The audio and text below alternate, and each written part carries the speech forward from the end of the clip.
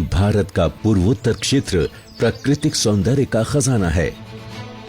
बहुरंगी संस्कृतियों का ये संगम जितना सरल, जितना सुगम, उतनी ही चुनौतीपूर्ण भौगोलिक परिस्थितियां भारत की इस बहुमूल्य विरासत को एक सूत्र में पिरोने का काम करती है भारत की पूर्वोत्तर सीमा रेल।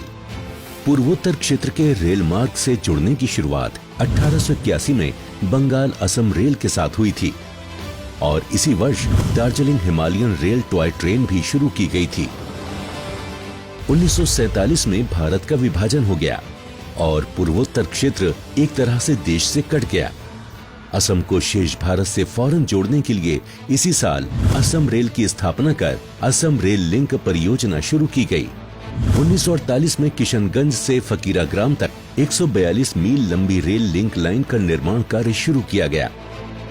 भारतीय रेल ने इसे एक साल के रिकॉर्ड समय के अंदर पूरा कर दिसंबर 1949 में यातायात के लिए खोल दिया। साल 1952 में रेलवे के पुनर्गठन के तहत असम रेल को पूर्वोत्तर रेलवे में शामिल कर लिया गया।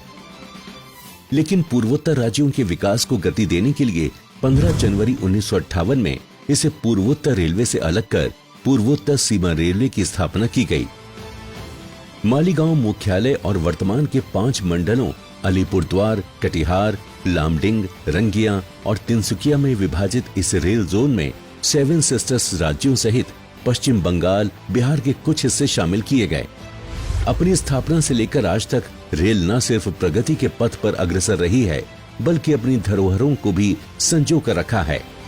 दार्जिलिंग हिमालयन रेल इसका एक उदाहरण है, जिसमें स्टीम लोकोमोटिव अब भी पटरी पर दौड़ रही है। पहाड़ी क्षेत्र में रेल यातायात का ये नायाब नमूना है, जिसे यूनेस्को विश्व धरोहर घोषित कर चुका है। घाटियों के उतार चढ़ाव और मनमोहक दृश्यों के बीच से गुजरने वाली ये खिलौना गाड़ी स्थानीय परिवहन के साथ पर्यटकों के आकर्षण का प्रमुख केंद्र बनी हुई है।